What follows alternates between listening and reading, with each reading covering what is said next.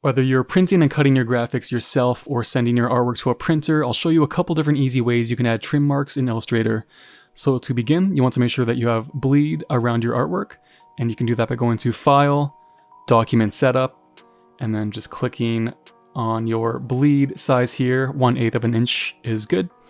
I'll hit OK, and if you don't see it, you just want to go to View, Guides, and Show Guides.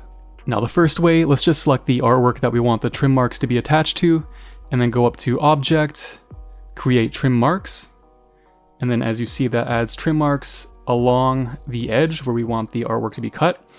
So this is a business card size, so 3.5 inches by 2 inches. So once you have your trim marks added, you can just extend your artwork to your bleed, and I'll just do that by holding Alt on my keyboard, or if you're on Mac, Option, and the trim marks stay in place. So then it will cut along our artboard size. Now the second way, I'll just undo all that, and again just extend our artwork to the bleed.